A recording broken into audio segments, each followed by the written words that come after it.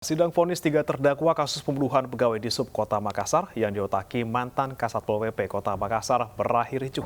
Keluarga korban dan terdakwa terlibat ketegangan usai majelis hakim memutuskan vonis 13 tahun terhadap salah satu tersangka.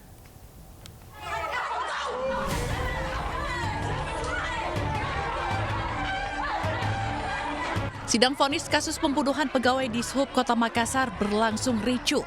Kericuan berawal saat keluarga korban Najamuddin Sewang tidak terima dengan putusan majelis hakim yang menjatuhkan vonis 13 tahun penjara terhadap terdakwa Muhammad Asri atau lebih ringan dari tuntutan jaksa 15 tahun.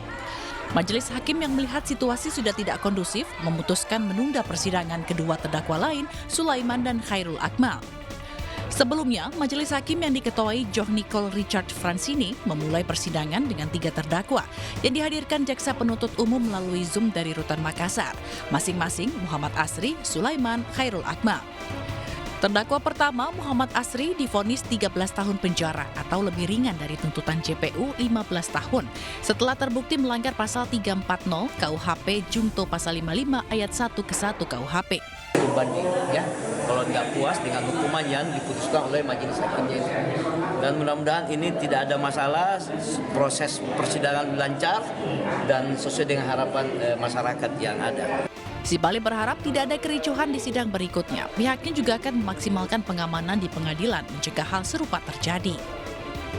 Pemirsa, keluarga korban ruda paksa di Lahat, Sumatera Selatan histeris tidak terima dengan vonis hakim terhadap pelaku. Pelaku yang masih di bawah umur divonis 10 bulan penjara oleh hakim. Vonis ini lebih tinggi dari tuntutan jaksa.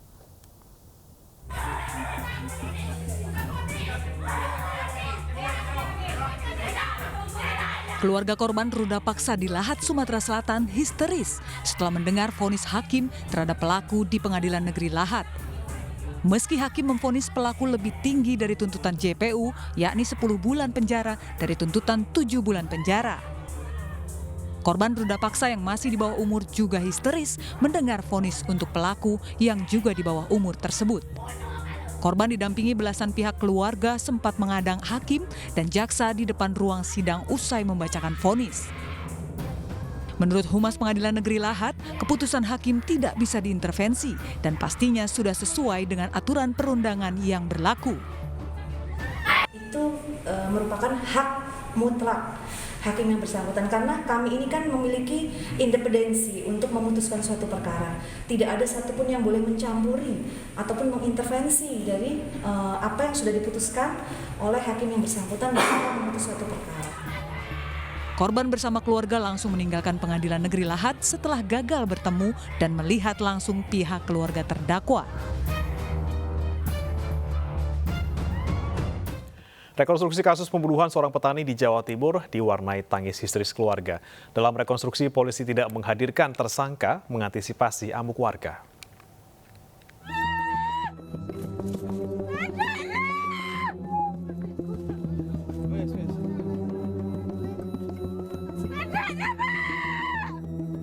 Karmu menangis histeris saat polisi menggelar rekonstruksi kasus pembunuhan yang menimpa suaminya.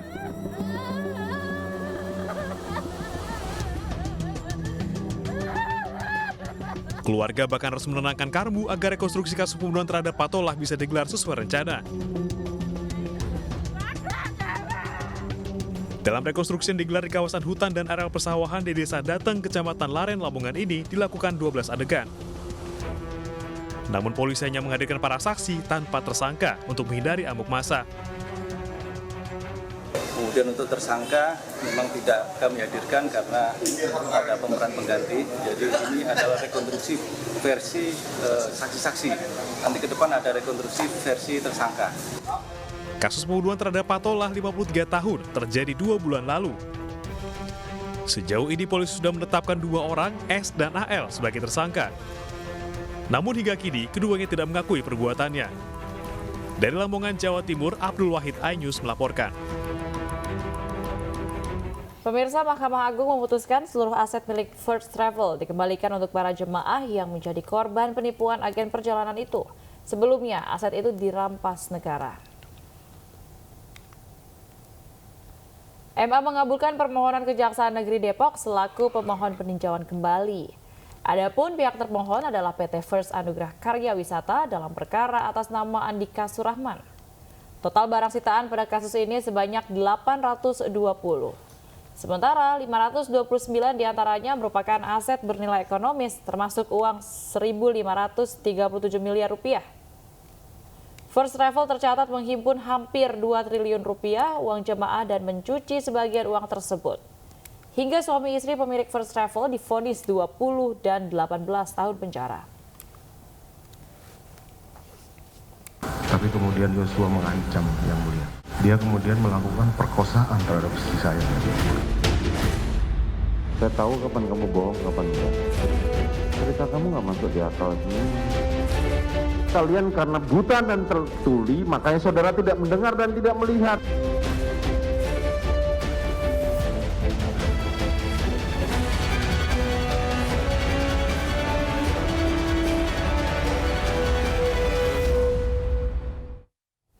Pemirsa, Verdi Sambo menjadi saksi dalam sidang lanjutan perkara perintangan penyidikan kasus pembunuhan Brigadir Yosua Huta Barat kemarin.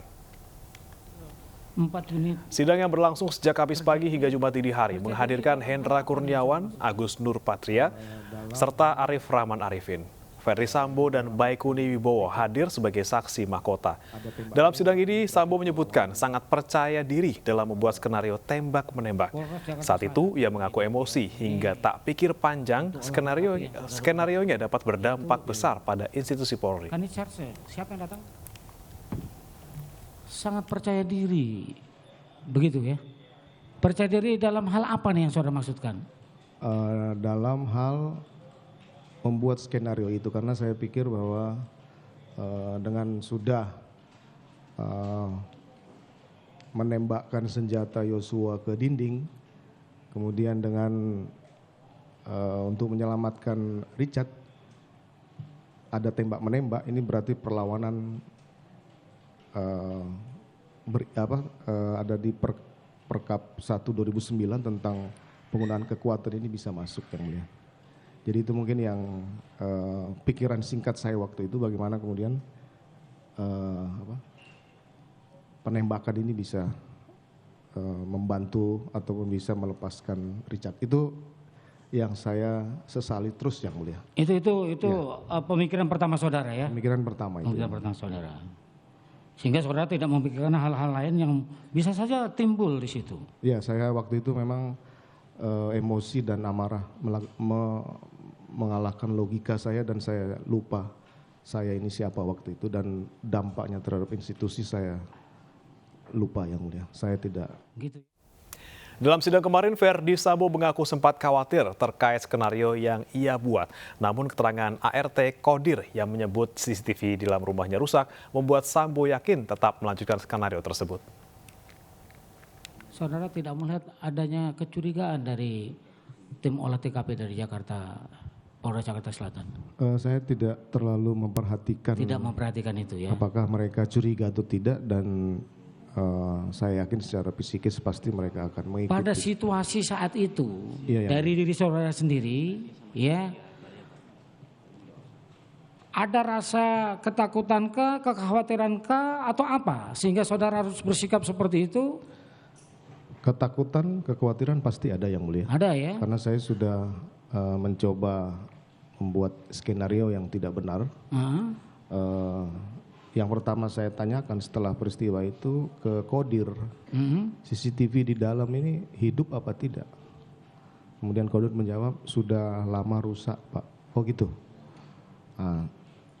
Kalau CCTV itu ada, mungkin saya tidak akan lanjutkan, Pak, Yang Mulia. Tidak lanjutkan apa itu maksudnya? Cerita skenario itu karena pasti akan terbuka. Peristiwanya bukan tembak-menembak. Kalau gitu pertanyaannya adalah, kalau ada yang rusak seperti itu. Sementara itu pemirsa, mantan Karopaminal Divpropam Polri Hendra Kurniawan dalam sidang perintangan penyidikan kemarin mengaku tidak mengetahui skenario fiktif Verdi Sambo soal penembakan Brigadir Yosua Huta Barat. Hendra merasa dijebak oleh Verdi Sambo soal kronologi pembunuhan Yosua.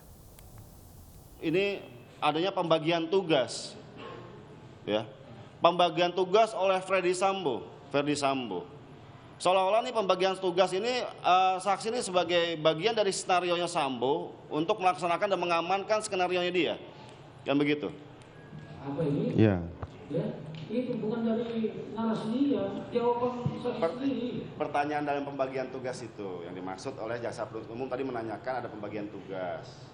Jadi dibagi tugas demikian rupa, itu kan narasi pertanyaan yang dibangun kan pembagian tugas di situ yang disampaikan. Jadi izin ya. Jadi yang ditanyakan itu kan itu pembagian tugas seperti apa? Iya Pak Santo supaya ini kan ambulan, kemudian Pak Beni amankan saksi dan barang bukti senjata saya. Itu dari Sambo. Betul. Perintah dari Sambo. Pak Sambo kepada saya, Pak Beni dan Santo di Karpot. Nah, saya kan belum membuat satu pertanyaan. Tadi yang itu pernyataan terlebih dahulu yang ditanyakan oleh jaksa penuntut umum. Jadi jaksa penuntut umum itu membuat satu narasi sedemikian rupa ada pembagian tugas yang dilakukan oleh Verdi Sambo kepada termasuk salah satunya Karo Paminal ini, saksi ini. Yang menjadi pertanyaan adalah apakah Pak Verdi Sambo pernah menceritakan skenario lain selain apa yang disampaikan dan diinformasikan dari Beni Ali kepada saksi? Sampai dengan saksi mengetahui pada saat bulan apa yang saksi diperiksa di tim sus. Intinya tidak ada skenario, kita semua kena prank. Jangankan saya, Pak Kapolri aja kena kan, itu aja. Jadi semua kena prank semuanya. Sementara itu pemirsa, beredar video diduga Hakim Pengadilan Negeri Jakarta Selatan Wahyu Iman Santoso membocorkan akan vonis mati Verdi Sambo. Komisi Yudisial mengaku tengah menelusuri kebenaran isi video dan akan memeriksa Hakim Wahyu jika diperlukan.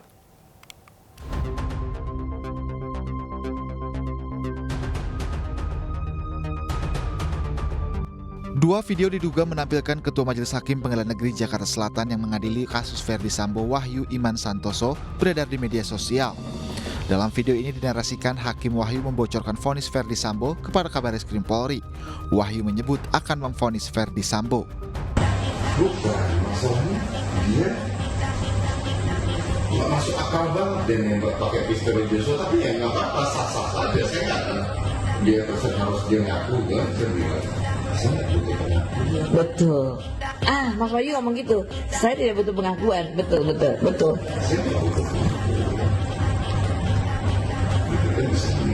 Iya.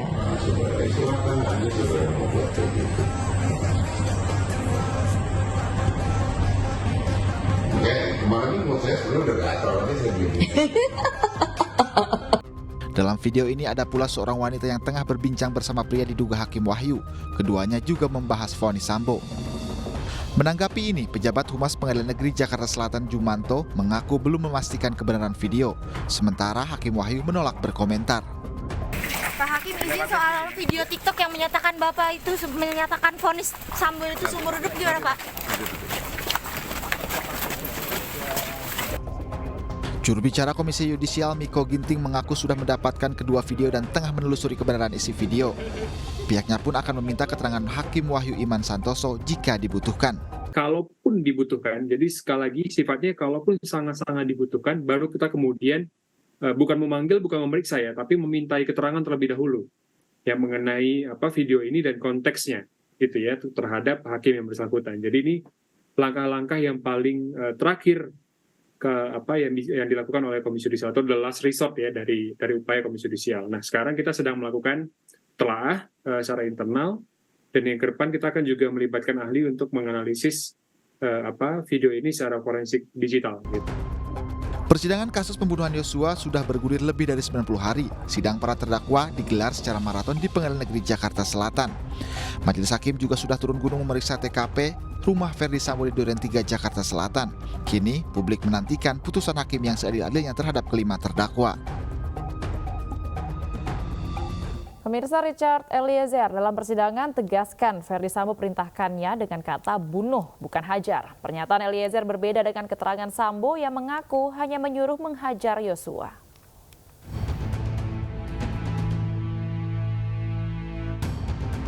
Richard Eliezer Pudihang Lumiu atau Baradae menjalani pemeriksaan sebagai terdakwa dalam persidangan lanjutan perkara pembunuhan Brigadir Yosua. Eliezer memberikan keterangan sebagai terdakwa untuk pertama kalinya di hadapan majelis hakim. Di persidangan, Richard Eliezer menyebut terdakwa Ferdi Sambo memberi perintah bunuh, bukan hajar, saat menceritakan niatnya untuk membunuh Brigadir Yosua. Joshua sudah melecehkan ibu di Magelang. Terus diam lagi yang mulia. Diam, nangis lagi yang mulia. Baru dia bilang, memang kurang ajar anak itu. Sudah nggak menghargai saya dia. Dia sudah menghina pangkat, harkat dan martabat saya. Nggak ada gunanya pangkat saya ini, Chat, kalau keluarga saya dibeginikan. Terus dia bilang ke saya, memang harus dikasih mati anak itu. Saya pada saat itu cuma diam yang mulia. Pada saat itu cuma diam. Saya merasa bingung juga yang mulia karena saya tidak tahu kan ada kejadian pelecehan itu, kan dia bilang ada pelecehan yang mulia. Tapi kan saya tidak tahu itu di Magelang. Dalam keterangannya, Baradae pun mengingat bahwa Ferdi Sambo bahkan sempat menjanjikan akan melindunginya jika mau membunuh Brigadir Yosua. Saat itu, Richard Eliezer mengaku tak bisa menolak perintah Ferdi Sambo karena alasan tidak berani. Tapi kemudian Yosua mengancam yang mulia. Dia kemudian melakukan perkosaan terhadap istri saya. Saya tahu kapan kamu bohong, kapan enggak. Cerita kamu nggak masuk di akal. Kalian karena buta dan tertuli, makanya saudara tidak mendengar dan tidak melihat.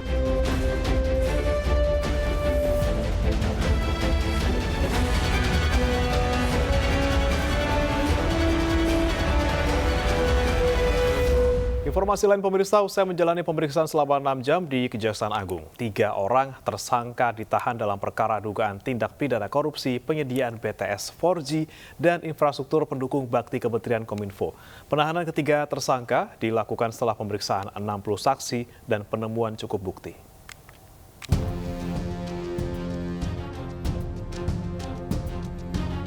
Penyidik Jaksa Agung Muda Pidana Khusus menetapkan 3 tersangka, yakni Direktur Utama Bakti Kominfo Anang Ahmad Latif, Direktur Utama PT Mora Telematika Indonesia berinisial GMS, dan tenaga ahli Human Development Universitas Indonesia tahun 2020 berinisial YS. Pengadaan menara bernilai 10 triliun itu diduga merugikan negara sebesar 1 triliun rupiah. Tersangka Anang diduga dengan sengaja mengeluarkan peraturan yang telah diatur sedemikian rupa untuk mengatur pemenang tender proyek tersebut dengan harga pengadaan barang yang sudah dinaikkan. Selanjutnya tersangka GMS memberikan masukan dan saran kepada tersangka Anang ke dalam peraturan direktur utama untuk menguntungkan vendor, konsorium, serta perusahaannya dalam proyek tersebut. Sementara itu tersangka YS melawan hukum telah memanfaatkan lembaga Human Development Universitas Indonesia untuk membuat kajian teknis yang mengakomodir kepentingan tersangka Anang. Para tersangka ini telah merekayasa dan mengkondisikan sehingga di dalam proses pengadaannya tidak terdapat kondisi persaingan yang sehat, sehingga pada akhirnya diduga terdapat kemahalan yang harus dibayar oleh negara. Akibat perbuatannya, ketiganya dijerat dengan pasal berlapis KUHP dengan ancaman hukuman di atas 10 tahun penjara. Pemirsa, Menkominfo Johnny G. Plate tepis kabar mundur dari jabatannya di Kabinet Indonesia Maju. Johnny minta masyarakat jaga akurasi dalam menyebar informasi.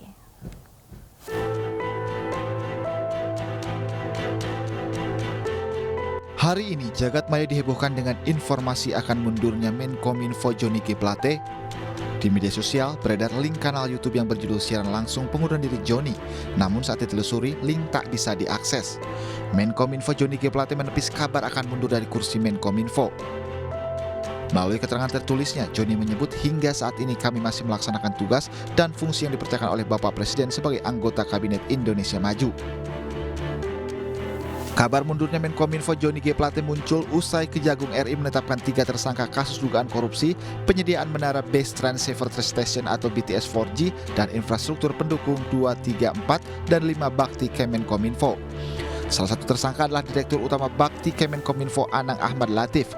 Dugaan korupsi proyek menara BTS merugikan negara 1 triliun rupiah. Sementara itu Presiden Joko Widodo masih enggan berbicara tentang isu reshuffle kabinetnya. Di tengah kunjungan kerjanya di Dumai, Jokowi hanya menjawab besok saat dicecar awak media. Dari Dirut. Ya. Pak, terkait isu reshuffle, Pak, ada isu reshuffle bagaimana, Pak? Untuk reshuffle, Pak? Besok.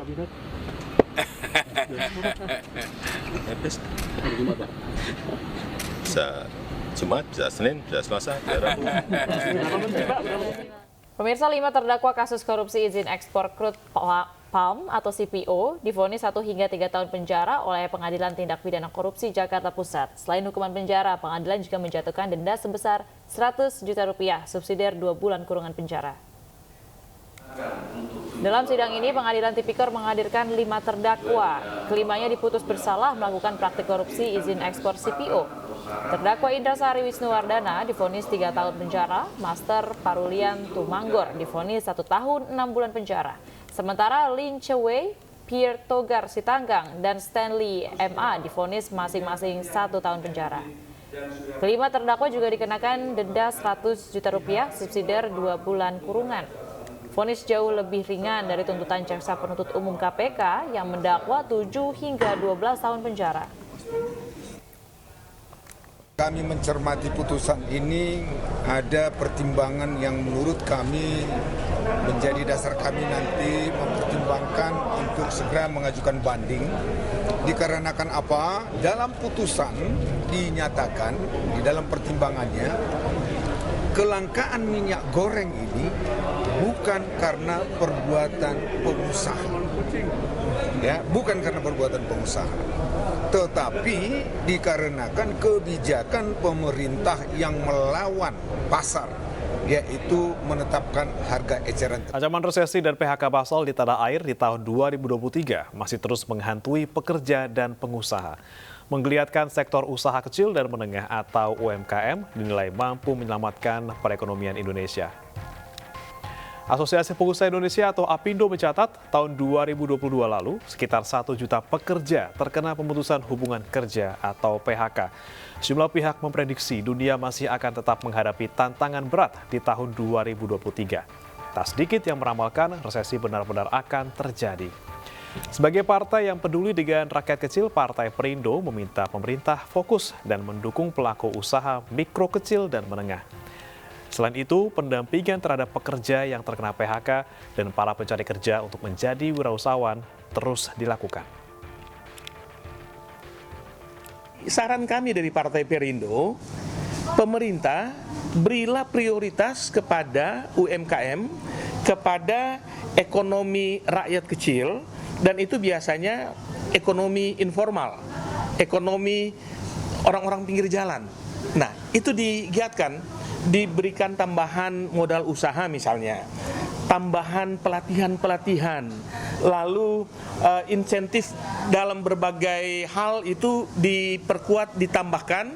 Kemudian sama seperti yang dilakukan oleh Partai Perindo, kita menciptakan pemberi kerja lebih banyak dari pencari kerja. Nah, kalau pemberi kerja lebih banyak dari pencari kerja, maka mudah-mudahan dapat menurunkan angka dari orang-orang yang di PHK.